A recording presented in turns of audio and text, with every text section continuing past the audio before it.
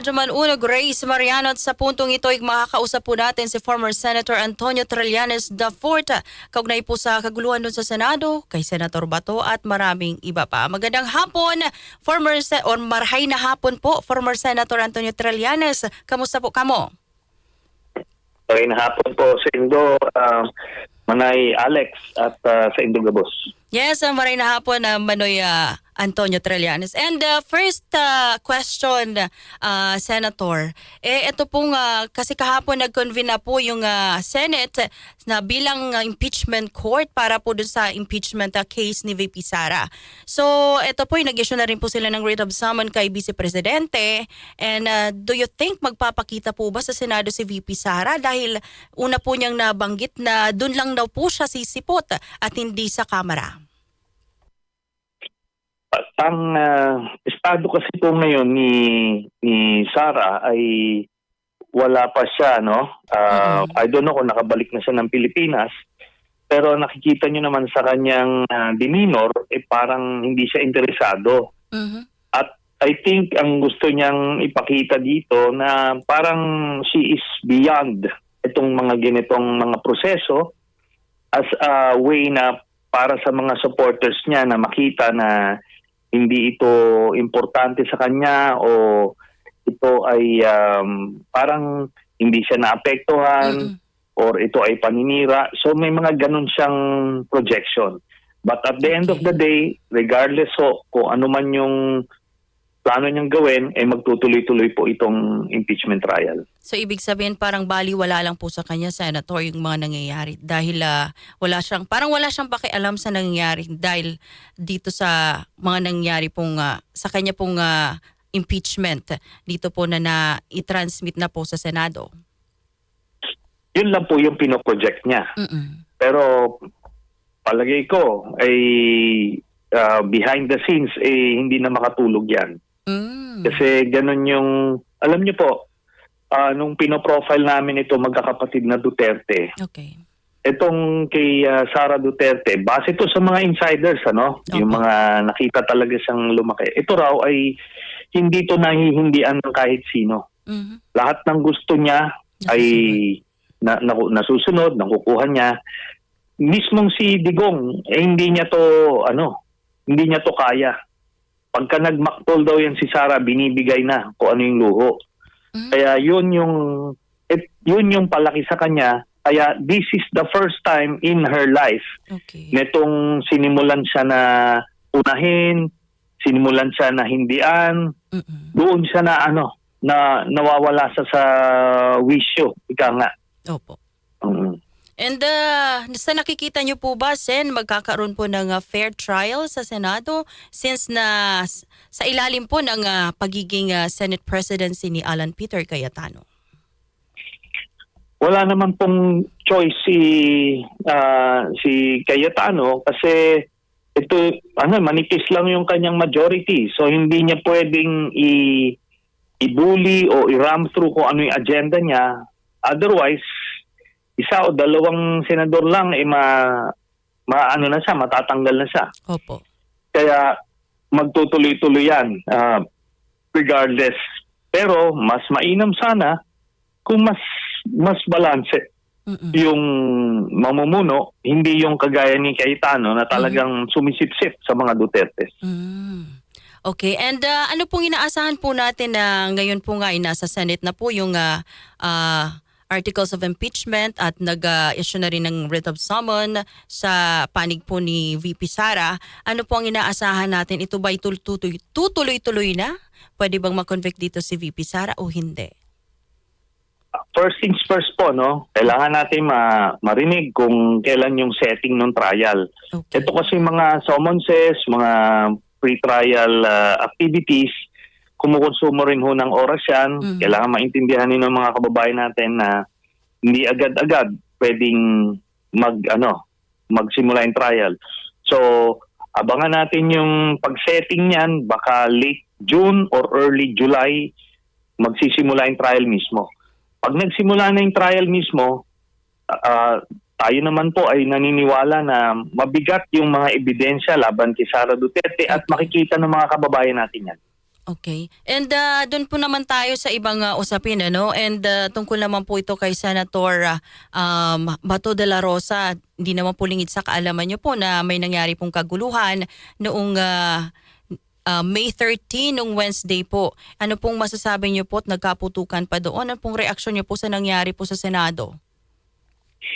Alam niyo po yung mga ganyang senaryo, hindi po yan bago kay Cayetano, ah.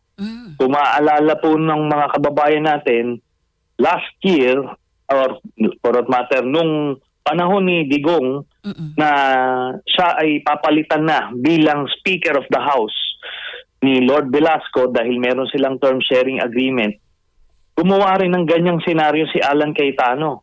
Pinatay yung kuryente, kinandado yung session hall, tapos marami siyang maniobrang ginagawa para hindi siya mapalitan bilang speaker. So yun ang naalala ko nung ginawa nila itong mga drama na ito, itong senaryo na ito para lang pakita na inaapi sila at para mas mapalakas yung posisyon nila dun sa Korte Suprema. Pero kinalaunan, nakita ng mga kababayan natin na gawa-gawa lang nila yung eksena na yun. And yung nangyari po nung Monday, May 11, ano po, na grabe yung galit ni Senator Bato na hapong-hapo pa siya sa loob ng Senado pagdating doon dahil yun pala ay hinahabol na siya. Sabi po niya ng mga operatiba daw po ng NBI. At nagalit pa nga po siya sa inyo dahil bakit daw po kayo nandoon? At sinabi niya sa Sergeant at Arms kung pwedeng remove them from the Senate premise. Ano pong masasabi niyo dyan, Senator? Hindi ko nga po siya maintindihan dahil unang-una, kaya ako nandoon dahil hinamon niya ako na samahan ko yung arresting team. So, pinagbigyan ko lang naman po yung kanyang request. Pero ganito po, nakita ng mga kababayan natin yung kaguluhan. Opo. Bakit siya tumakbo? NBI agents na nagsaserve ng warrant. It's a valid warrant.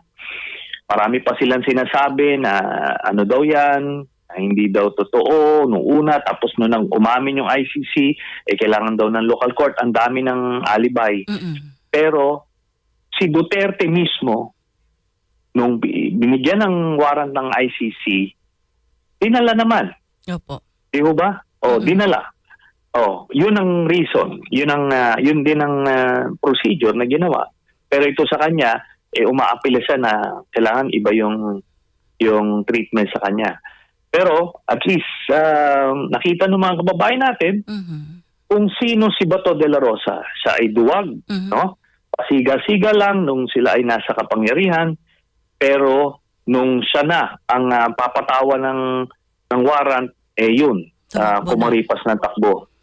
And pangalawang beses na po kasi nung una, 'di ba, almost 7 months po siyang nag-absent sa Senado. Ngayon po nung 2 o'clock or nung Wednesday ba yun or Thursday na, nakita daw po na nakalabas na ito ng Senado at sinamahan ni Senator Padilla. Yun nga po, no? Iniimbestigahan ngayon yan ng NBI, DOJ, kasi krimen po yan. No? Pag nag-assist ka ng pagtakas ng isang pugante, makakasuhan ka. Opo. Oo. So, ganun din, kay Cayetano, yung obstruction of justice, pagka hinarang mo ang pag-serve ng valid warrant, ay pwede kang arestuhin. Ora mismo, no? Pwede kang kasuhan na obstruction of justice. Kaya sana magbunga itong mga ito ng mga kaso kasi nakita ng mga kababayan natin hindi naman pwedeng ganun kasi sila, pagka sinerban sila ng warrant, talagang sumusuko lahat Ako nga po, sumuko rin nung nasa Senado rin. Pero sila, gusto nila, iba yung trato nila. Gusto na, sila lang yung naghahari-hari nung panahon ni Duterte. Special sisiga nito mga ito. Oo, ang sisiga nila. Tapos ngayon, mga duwag naman pala. Yun po ang nakakalungkot dito. Sabi po kahapon na ni Senator Padilla, kasi na-interview siya ng aming Senate reporter, sabi po niya kaya po umalis ng Senado itong si Senator De La Rosa dahil may gusto daw pong kumidnap. Ano pong masasabi niyo dyan? Di po niya sinabi kung sinong gustong kumidnap kay Bato. Yun na nga ho, ano, ang term diyan yung gaslighting, yung babaliktarin ka. Mhm. Ito mga NBI agents pa ang palalabasin nilang mga masasamang tao, mga kriminal, pero si Bato de la Rosa na pinaproteksyonan nila may warrant of arrest for crimes against humanity dahil doon sa war on drugs na libu-libong Pilipino ang pinapatay nila ni Duterte. Opo. Tayo po, nasaksihan natin yun. Yun po ang realidad. Siya yung kriminal, yung NBI agents ang gumagawa nung kanilang mandato. Mm-mm. So, sana wala naman pong malinlang na mga kababayan natin sa mga ganyang linyada ni Robin Padilla. Oo nga po, dahil muli pong nag-circulate yung I think 2018 video niya, Sen. Siguro na panood niyo po yun. Na parang nananawagan po siya sa inyo noon na sumuko ka na raw. At yun nga, pero ngayon, siya naman yung parang nagkakanlong at nagpapatakas pa dito kay Senator Bato. Ano pong reaction niyo, sir? Doon nyo ako makikita kung ano talaga yung pinaninindigan ni Robin Padilla. Hindi naman yung prinsipyo na yung batas, ano? Kasi nung panahon na yon, wala ngang warrant eh. Bakit ako susuko kung kanino? I was being advised by the senators na wag ako sumama dun sa otoridad na walang warrant. Opo. So ang ginawa nila, antayin yung warrant. So nung dumating yung warrant, sumama ako. Pero ngayon, iba na siya. So ibig sabihin, hindi yun yung kanyang paninindigan. Ang paninindigan niya is kampihan yung mga tropa nila. Kaya nga Ganun po. lang ho yun. And Senator, ito rin medyo nakakatawa lang na sa isang panayam lang din si Senator Marcoleta, sabi niya kasi, kung lahat ba ng sasabihin daw au hamon ni Bato sa inyo ay papatulan nyo, kung halimbawa pakainin daw po kayo ng, ng poop, kakainin nyo na po ba yun? Sabi sa isang interview, sabi po ni Senator Marcoleta. Ano pong reaction niyo dyan? Alam nyo, napaka-babaw naman nitong ni Marcoleta, napakahina naman. Yan ito po, yun hamon yun, hamon. Tama. Hindi naman lahat ng hamon ay kakasahan mo. Pero yun, hinamon niya ako na samahan ko, kinasahan ko. Ngayon kung hahamunin ako ni Marcoleta na pumunta ako ng Senado at batukan ko siya, kakasahan ko rin yun. Di ba? Ayan. Ganun po yun. And opo. And ano pong inaasahan po natin dito sa yung sa kaso ni FPRRD, and syempre connected po ito sa kaso ni Senator Bato de la Rosa. Yun po ay gumugulong na, pero itong kay Bato hindi pa. Pero yung inaasahan po ba natin yung positibong output pa rin, yung outcome dito o resulta na mapapanagot po itong na nasa likod po nitong EJK victims po natin na kumbaga ibinuwis po ang kanilang mga buhay o di naman po ibinuwis kundi naging biktima nitong kanilang EJK. Yan po ang panalangin ng mga pamilya, ng mga biktimang nangamatay nung panahon ni Duterte. So yan po ang sinusulong natin. Kasi ganito po, liliwanagin natin. Hindi natin kinakampihan yung mga addict, yung mga kriminal. Pero meron po tayong sistema dito sa ating bansa. Kapag kriminal ka, ikukulong ka. Kapag addict ka, i-rehab ka para magkaroon kang pagkakataon mamuhay ng panibago. Ang ginawa po nila, shortcut nila. Pinagpapatay nila yung mga Pilipino at yung pala, peke lang. Yung pala para lang pagtakpan yung sarili nilang drug cartel. Sila mismo ang nag-distribute at nag-i-import ng illegal na droga. Yan sila digong. So, yan po ang nangyayari dyan. Ngayon, tayo po ay confident na kompleto yung ebidensya na naisumite na doon sa ICC. Kaya ito ay magdudulot sa pagkakamit ng hustisya para sa mga naapektuhan.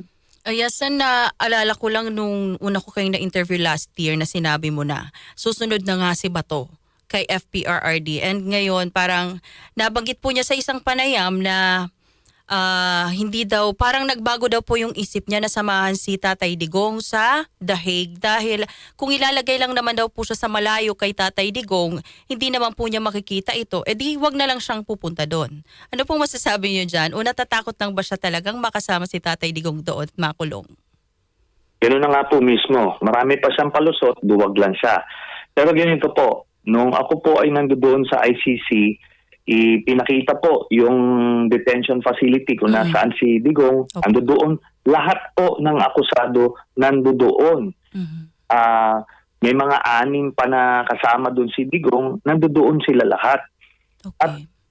Malaya silang makipagkwentuhan sa isa't isa. Mm. Kaya kung pupunta si Bato doon, mahahatid siya ron, talagang makakapagkwentuhan sila maghapon. Mm-mm. Pwede pa nga sila magluto. Sila ang magre-request. So, si Bato, marunong daw siya magluto. Magluto siya ng mga paborito nilang ulam. Opo. Yun po ang sistema doon. Maluwag para sa mga akusado. Pwede ring bisitahin ng pamilya. Tapos meron ho silang 24/7 access sa telepono sa kanilang mga immediate family. Okay. Ganun po 'yon. And so ngayon po, Sen, ano pong mensahe po natin sa Senate since nandun na po yung mag-umpisa na yung trial para sa impeachment kay VP Sara? Sa mga senador po natin ngayon, nanonood po ang taong bayan. Ine-expect nila na gagawin nyo ang nararapat at kung ano ang patas at magdudulot ng hustisya para sa mga Pilipino. And may mensahe po ba kayo kay Senator Bato, Sen? Kay Bato de la Rosa, sumuko ka na lang para mas mahimbing ang tulog mo sa kulungan. Kasi ngayon ho, hindi talaga makakatulog na maayos yan. I can imagine that feeling. Hindi mo alam kung sino ang magtataydor sa'yo. At dan po uuwi yan. Dan talaga uuwi yan. Alright, former Senator Antonio Trelans IV, maraming pong salamat sa time niyo po and marahay na hapon po and Diyos mabalos.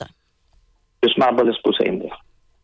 Yan mga kasama, si former Senator Antonio Trillanes at napag-usapan po natin ng maraming